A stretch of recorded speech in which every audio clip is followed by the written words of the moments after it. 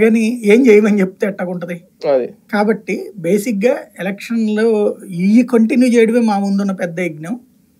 ఇప్పుడున్నయి continue చేయాలి కదా! ఇప్పుడు ఇల్లు కొన్ని మేము ఇచ్చాము. కాగితాల వరకే ఇచ్చాము. ఇంకా స్థలాలయి చూడలేదు. అవి దాదాపు లక్షల్లో ఉన్నాయి. అయ్యే పూర్తి చేయాలి కదా!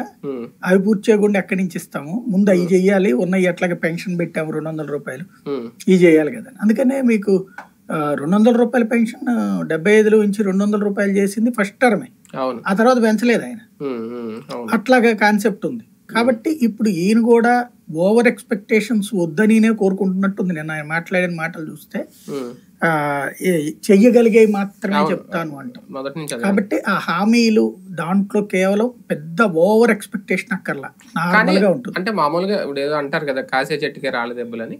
హోప్స్ కూడా అంటే ఈయన అద్భుతాలే చేసేసారు, మళ్ళీ ఇంకొకసారి వస్తే ఇంకా అద్భుతాలు చేస్తారేమో, ఇంతకు మించి ఇస్తారేమో అనే హోప్స్ అయితే ఉంటాయి కదా. ఆ ఎక్స్పెక్టేషన్స్ ఎక్కువ చేయకుండా ఉండాలని ఆయన కోరుకుంటున్నాడు. ఎందుకంటే ఇప్పుడు ఏమీ లేనప్పుడు ఏదన్నా చేస్తే బాగుంటుంది.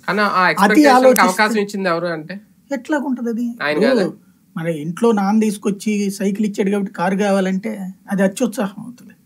బేసిక్ గా నువ్వు చెప్పింది చెయ్యకపోతే తప్పు. గాని నేను ఇది అనుకున్నా నువ్వు చేయాల్సిందే చేయకపోతే నీ తప్పు అంటే ఎట్టా కుదురుద్ది?